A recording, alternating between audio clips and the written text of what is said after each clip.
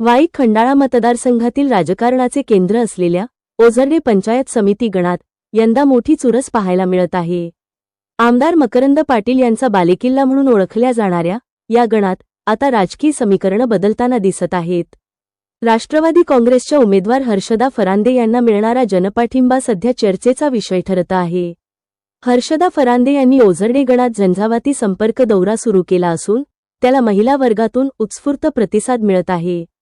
गेल्या अनेक वर्षांपासून सामाजिक कार्यात सक्रिय असलेल्या हर्षदा फरांदे यांनी शेतकरी, कष्टकरी आणि तरुणांच्या प्रश्नांवर सातत्याने आवाज उठवला आहे।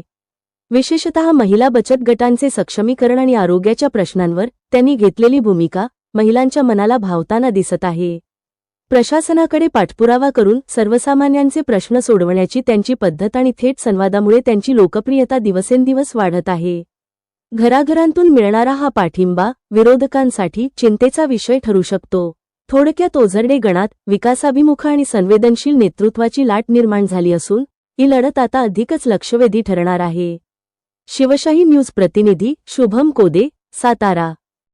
ताज्या घडामोडी जाणून घेण्यासाठी शिवशाही न्यूज यूट्यूब चॅनलला सबस्क्राईब करा। आपण हा व्हिडिओ फेसबुकवर पाहत असाल तर फेसबुक पेज फॉलो करा आणि शिवशाही न्यूज.com या आपल्या वेबसाईटलाही भेट द्या।